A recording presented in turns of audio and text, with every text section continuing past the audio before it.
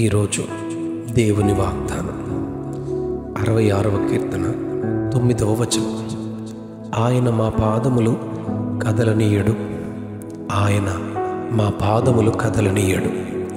రాజైన దావీదు రచించిన కీర్తన ఇది. అన్ని పరిస్థితులలో దేవుని మీద ఆధారపడే వారిని నిజముగా దేవుడు కదలకుండా నిలబెడతాడని వాక్యం బోధిస్తుంది. 121వ కీర్తన 3వ వచనంలో, కొండల తట్టున కన్నెలెత్తుచున్నాను, నాకు సహాయం ఎక్కడి నుండి వచ్చును? యెహోవా వలననే నాకు సహాయము కలుగును. ఆయన భూమి ఆకాశములను సృజించిన వాడు, ఆయన నీ పాదములు తొట్రిల్లనీయడు అని ఎంతో ఖచ్చితంగా తెలియచేస్తాడు. సమూయేలు రాసిన మొదటి గ్రంథం 2వ అధ్యాయం 9వ వచనంలో, తన భక్తుల పాదములు తొట్టిల్లకుండా ఆయన వారిని కాపాడును అని వ్రాయబడింది. కాలు చిక్కుపడకుండా ఆయన నిన్ను కాపాడును అని సొలొమోను సామెతల గ్రంథం 3వ అధ్యాయం 26వ వచనంలో తెలియజేస్తాడు. 91వ కీర్తన 12వ వచనంలో, నీ పాదములకు రాయి తగులకుండా వారు నిన్ను తమ చేతుల మీద ఎత్తి పట్టుకుందురని దేవుని దూతల పరిచర్యను మహోన్నతుని చాటును నివసించు వారు కలిగి ఉందురని తెలియచేస్తాడు మోషే. 40వ కీర్తన 2వ వచనంలో, జిగటగల దొంగ ఊబిలో నుండి ఆయన నన్ను పైకెత్తారు, నా పాదములు బండ మీద నిలిపి నా అడుగులు స్థిరపరిచారు అని తెలియజేస్తాడు. ఆసాపు కీర్తనలో 73వ కీర్తన 2వ వచనం, 23వ వచనంలో, నా పాదములు జారుటకు కొంచెమే తప్పెను, నా అడుగులు కొంచెమే తప్పెను, అయినా నా కుడి చేయి నీవు పట్టుకుని ఉన్నావు అని తనను బలపరచుచున్న దేవుని గూర్చి చెబుతాడు.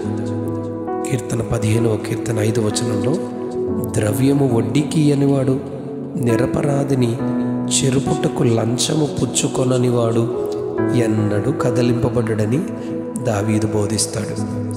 21వ కీర్తన 7వ వచనంలో, యెహోవా యందు నమ్మిక ఉంచువాడు కదలక నిలుచును అని చెబుతాడు.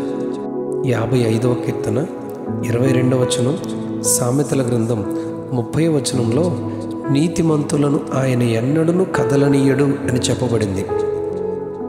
62వ కీర్తన 6వ వచనంలో, ఆయనను ఆశ్రయించిన వారు కదలింపబడరు అని చెప్పబడింది.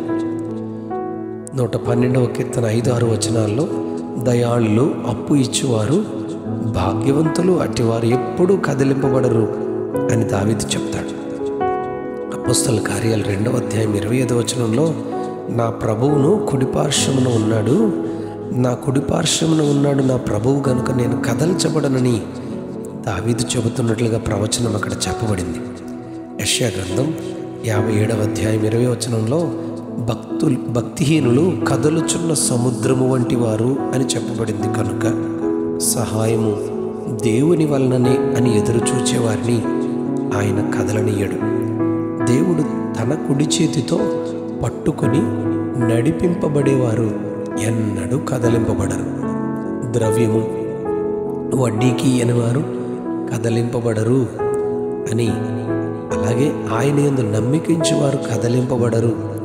నీతిమంతులు కదలింపబడరు, ఆయనను ఆశ్రయించిన వారు కదలింపబడరు.